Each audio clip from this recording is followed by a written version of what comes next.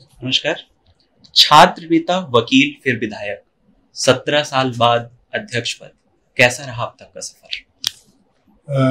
सफर में राजनीतिक खास तौर पर या किसी जीवन के किसी क्षेत्र में 3 चीजों को हमेशा ख्याल रखना चाहिए। विफलता को निराशा के भाव से नहीं देखना चाहिए। जी। हम असफल हुए हैं तो ये सोचना चाहिए कि हो सकता है मेरी मेहनत में कोई कमी रह गई हो, जी। इसलिए उस मेहनत को और तेजी से करने की आवश्यकता होती है। उसमें 2 चीजों का समावेश होना चाहिए। एक तो इस बात का समावेश हो कि हमें धीरज के साथ, जी, धैर्य रख करके आगे बढ़ने का प्रयास करना चाहिए, और शायद सफलता का इससे बड़ा मूल मंत्र कुछ हो नहीं सकता है। विंध्य क्षेत्र को लेकर आपके मन में भविष्य की क्या योजनाएं हैं? विंध्य क्षेत्र 2 तरह से आप देखते होंगे। आपका जो क्वेश्चन है वो क्वेश्चन इस बात का है कि विंध्य प्रदेश बनना चाहिए कि नहीं बनना चाहिए। जी। विंध्य क्षेत्र अलग है, विंध्य प्रदेश अलग है। जी। कई लोग मांग करते हैं कि इसे बनाया जाना चाहिए, और जो मांग कर रहे हैं, जो आंदोलन कर रहे हैं, जी, शायद उनके आंदोलन की दिशा ठीक नहीं है। जी। और शायद मैं ऐसा समझता हूं कि विंध्य प्रदेश बनाने के लिए भी आंदोलन नहीं है उनका। जी। उसमें वो शायद अपनी टीआरपी बढ़ाने के लिए कुछ लोग इसका नाम ले रहे हैं कि दूसरा माध्यम बंद हो गया है। जी। तो हमेशा मन में अपने को होना चाहिए कि मैं श्रेष्ठ हूं, ये आत्मविश्वास पैदा करता हूं, पर मैं ही श्रेष्ठ हूं, ये अहंकार पैदा करता है। इससे बचना चाहिए। जी। पन्नी से रायपुर रोड आपके क्षेत्र में है और ये बड़ी उपलब्धि है वहां की जनता के लिए। डबल लेन बन रही है, कब तक पूरा होने की उम्मीद है उसकी? 1 महीने, बरसात के पहले वो सड़क हमारी रायपुर आकर के जुड़ जाएगी। बनी गई, केवल 2 किलोमीटर बचा है उसका। जी। ये हमारा रायपुर के आगे कौन सा पड़ता है, खुजवा या क्या,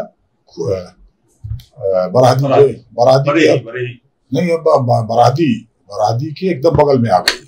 माने जो वो पुलिया है रायपुर वाली, पुलिया के आधा किलोमीटर और आगे से तो केवल ये पोर्शन रायपुर बस्ती का बचा है, बाकी सब। तो हम उम्मीद करें कि 1 से 2 महीने में ये, अरे उम्मीद 31 मार्च तक करना चाहिए आपको। 31 मार्च के पहले, 31 अप्रैल, 31 मार्च को ही वो है, 31 अप्रैल को ही वो सड़क पूरी हो जाएगी। जी। मैं तो बरसात कह रहा हूँ, 30 महीने, इसी महीने की अंतिम तारीख तक पूरा हो जाएगा। रीवा जिले की कई विधानसभा क्षेत्रों में नहरों के माध्यम से ठीक ठाक पानी पहुंचा है।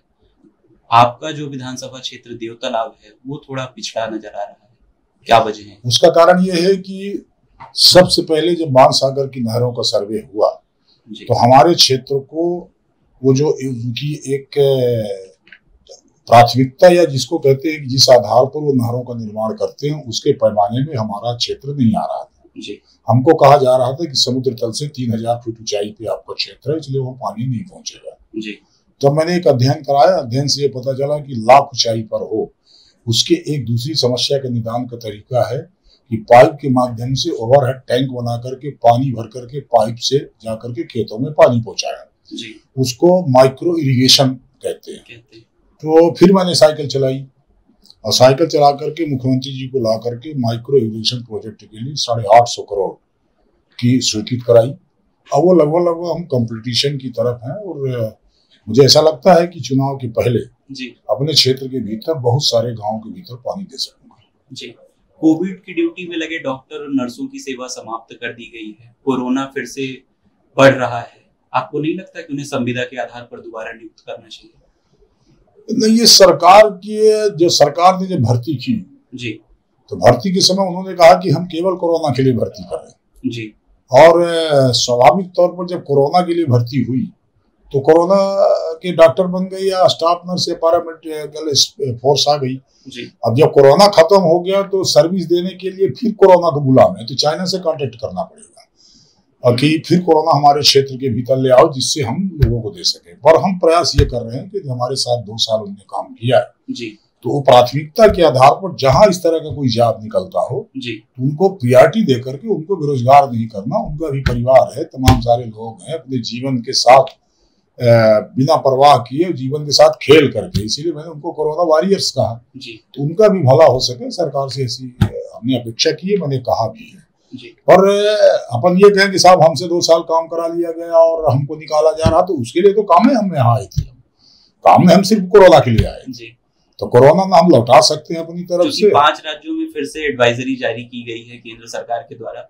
नहीं, वो एडवाइजरी तो जारी की गई केंद्र सरकार ने, पर एक ये भी आया है कि ये जो अभी जो एक्स जो करके आया है, जिसको चाइना में जिसका कहर बता रहे हैं कि बरफ रहा है, उसी के बारे में वैज्ञानिकों की राय ये आई है कि उसी स्वरूप का ये जो सेकंड अटैक था वही था, इसलिए हमारे यहाँ असर नहीं करेगा जी। और इसीलिए सरकार ने अभी तय कर दिया है कल से या परसों से जो बूस्टर डोज है प्रिकॉशंस के लिए, क्योंकि लगे हुए डोज को 9 महीने अवधि होती है, 9 महीने शायद बीत रहा, इसलिए उन्होंने कहा कि बूस्टर डोज 18 साल के ऊपर वाले परसों से स्टार्ट करेंगे जी। मामा अब बुलडोजर हो गए हैं, जो भी अपराधी हैं उनके घर गिराए जा रहे हैं, पर कई बार ऐसा देखा गया है कि अपराधी के माता या पिता जिन्होंने घर बनाया है वो अपराधी नहीं होते। ऐसी स्थिति में कहां तक ये फैसला सही है? 2 तरह से उसको विचार करना पड़ेगा। एक तो जैसे किसी को हम अपराधी कहते हैं, उसने अपराध निरंतरता के साथ किया है, तो हम ऐसा क्यों विचार नहीं करते कि उसी अधिकारिता के साथ जब वो अपराध की जगत में अपना नाम कमाया, उसी से संपत्ति कमा करके मकान को बनाया जी। नंबर 1 ये है। नंबर 2 ये है कि वो जब उस ताकत का इस्तेमाल करता है तो शासकीय जमीनों में अतिक्रमण करके वो तमाम सारे निर्माण के कार्य करता है जी। तो ऐसा तो नहीं है, सरकार ने ऐसा भी नहीं कहा कि सबका गिरा देना, जिनकी उस आमदनी से, जैसे शराब के माध्यम से, कोरेक्स के माध्यम से, गांजा के माध्यम से, अफीम के माध्यम से, शुगर के माध्यम से कमाए गए पैसे से कोई संपत्ति है, उसको गिराना है।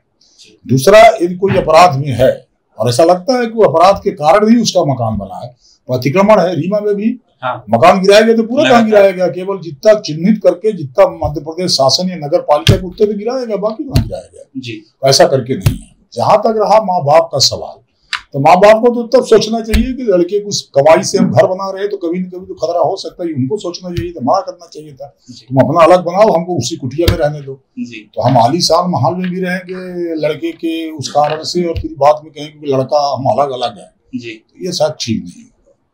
बिहार और गुजरात जैसे राज्यों में पूर्ण शराबबंदी है, उमा भारती भी लगातार मुखर है, क्या लगता है कि इसे मध्य प्रदेश में भी बंद करना चाहिए?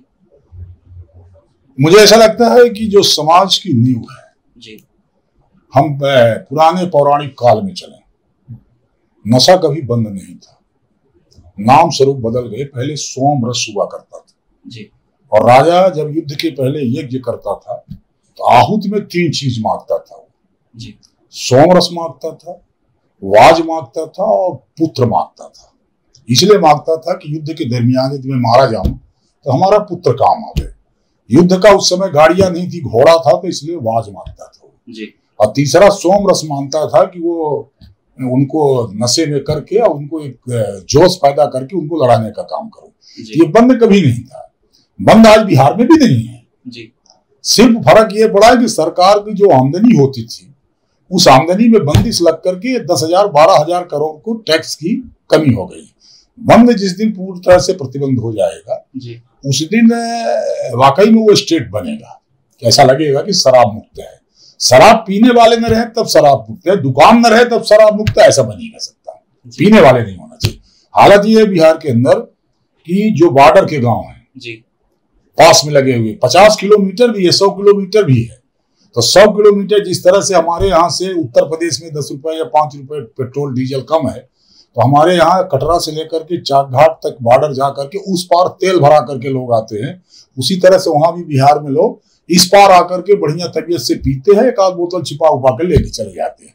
तो बंद तो हुआ नहीं जी, शराब बंद कहाँ हुआ? तो शराब बंदी जब वो दृष्टिकोण में समाज का जब पैदा होगा दृष्टिकोण, और वो मुझे ऐसा लगता है कि वो फिलहाल तो मुझे संभव नहीं दिखाई पड़ता। अगले साल विधानसभा चुनाव है, क्या मुद्दे देखते हैं आप?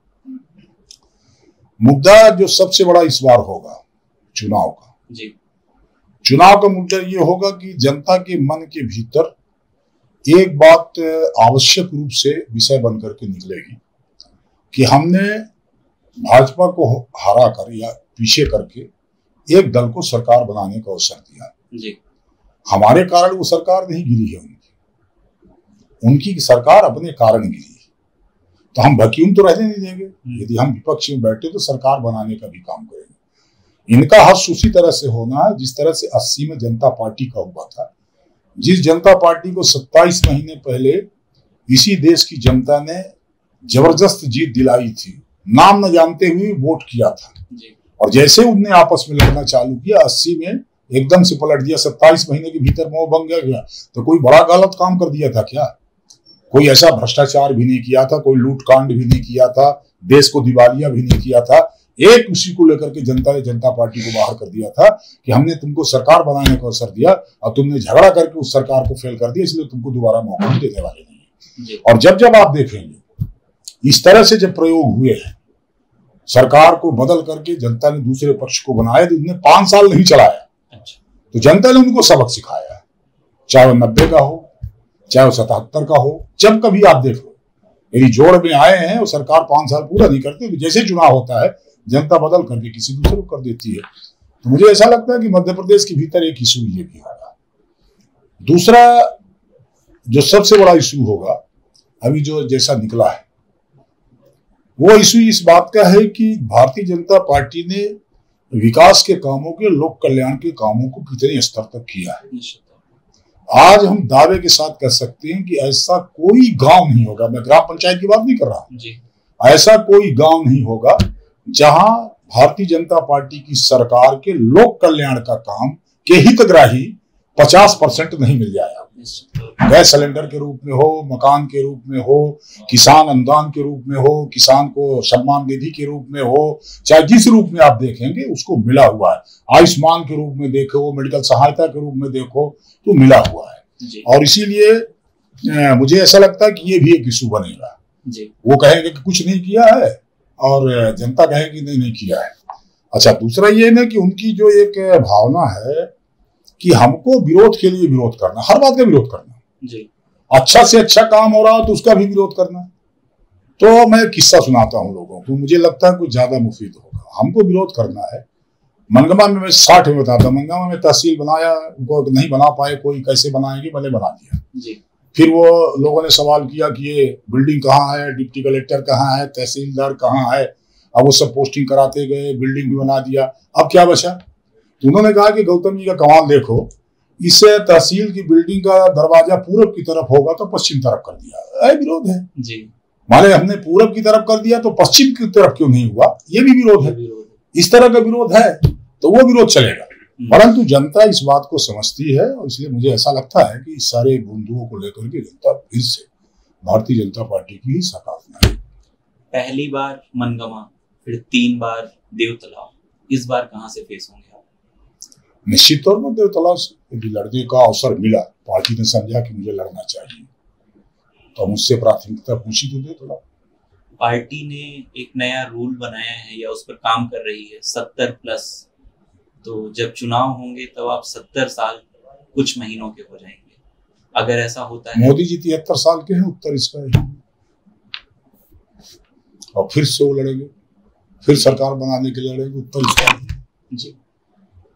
और 75+ का कोई फार्मूला नहीं है, ये गलत प्रचारित हुआ। कोई भाजपा फार्मूला नहीं, ना हमने संविधान में संशोधन किया, कुछ नहीं किया जी। 75 साल का यदि फार्मूला होता या 70 साल का फार्मूला आ रहा, इसी मध्य प्रदेश के भीतर 75 साल से 76 साल के लोगों को इसी विभिन्न रीजन में माननीय नागेंद्र सिंह जी गुड़, माननीय नागेंद्र सिंह जी नादौर और माननीय जुगल किशोर बागरी को 76 साल में टिकट दिया गया। इस बार वो 81 साल के होंगे जी। तो वो फार्मूला भी कहाँ लागू है? ऐसा नहीं है। वो तो पार्टी इस हिसाब से देखती है कि नौजवानों का भी समावेश हो, क्योंकि लंबी दूरी तक वो पार्टी की राजनीति चला सके जी। तो ज्यादा सब कुछ केवल हम लोगों पर डाल दिया जाए तो फिर अचानक कोई कमी आई तो फिर उसको पूरा कैसे करेंगे? तो एक नई सेकंड लाइन की जो वो फौज है वो खड़ी रहे, इसलिए पार्टी इस बात का प्रयास करती है।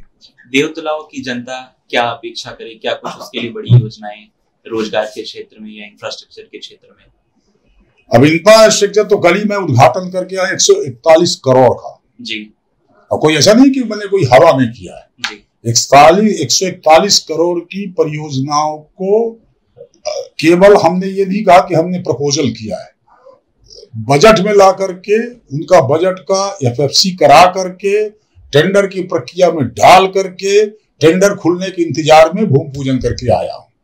तो अभी इसी एक साल के भीतर 141 करोड़ का भूमि पूजन करके आया। इसके पहले 262 करोड़ का जब मुख्यमंत्री जी आए थे तो लोकार्पण कराया जी। तो काम तो उसी तरह के चल रहे हैं। सड़कों का काम हो रहा है, हमारे आंगनबाड़ी केंद्रों के भवन बनाए जाने का सवाल है, वो काम कर रहे हैं, पुलिया का काम कर रहे हैं, इस तरह से काम कर रहे हैं। दूसरा ये है कि आप एक बात जरूर देखने लायक है, सीएम राइजिंग स्कूल प्रत्येक विधानसभा में एक है जी। देवतलाव ऐसी अकेली विधानसभा जहां 3 सीएम राइजिंग स्कूल आ रहे हैं, देवतलाव, ढेरा और अहुरागढ़, 3 राइजिंग स्कूल आए हैं सीएम राइजिंग स्कूल जी। तो यही तो है, विकास के काम इसी तरह के हो सकते हैं। विकास के काम में क्या ऐसा तो नहीं कि आसमान से कोई तारा तोड़ करके ला करके खड़ा कर दे। सरकार के संसाधनों के माध्यम से हम प्रयास ये करते हैं कि उस क्षेत्र का इंफ्रास्ट्रक्चर, कनेक्टिविटी, लोगों के कल्याण का काम, लोगों को ऐसे अवसर प्राप्त हो कि वो रोजगार की तरफ उन्मुख हो सके। और मैं समझता हूँ कि जब महासागर का पानी पहुंचेगा तो किसानों के खेतों में जो पानी जाएगा तो पैदावार अपने आप चौंकाने वाली होगी। क्योंकि इसी रीवा के भीतर हम लोगों ने देखा है, हमारे गेहूं की आवक होती थी तब हम पीडीएस से सप्लाई कर पाते थे जी। आज हालत है कि हमारे पास रखने को नहीं है। आज ही हमने अखबार में पढ़ा है कि कटरा में हमारा 4 करोड़ का गेहूं ओपन में रखे हुए कैंप के कारण पानी गिरने से भीग गया है। 4 करोड़ का गेहूं तो हमारे पास गोडाउन से नहीं जहां हम उसको रख सके, जबकि हम उसको एक्सपोर्ट यहाँ से बाहर भी देते, एक्सपोर्ट ना सही पर यहाँ से हम उसको ट्रांसफर करते हैं दूसरे जिलों के लिए, दूसरे प्रदेश के लिए। उसके बाद भी गेहूं की पैदावार, जबकि पूरे हिस्से में नहर नहीं आई है और जैसे ही नहर का जाल बिछेगा, अपना टारगेट है 2,58,000 हेक्टेयर का पूरे रीवा जिले जी। तब हम ये मानेंगे कि पूरी, अभी हम 156 तक पहुंचे हैं जी। अभी 140 के आसपास है। जब हम उसको कर सकेंगे तब हम ये मानेंगे कि मध्य प्रदेश में रीवा के हर क्षेत्र के किसान के खेत पर पानी पहुंच जाता है। बहुत धन्यवाद। हमारे साथ बात करने के लिए मौजूद थे माननीय श्री गिरीश गौतम जी, विधानसभा अध्यक्ष मध्य प्रदेश सरकार। धन्यवाद।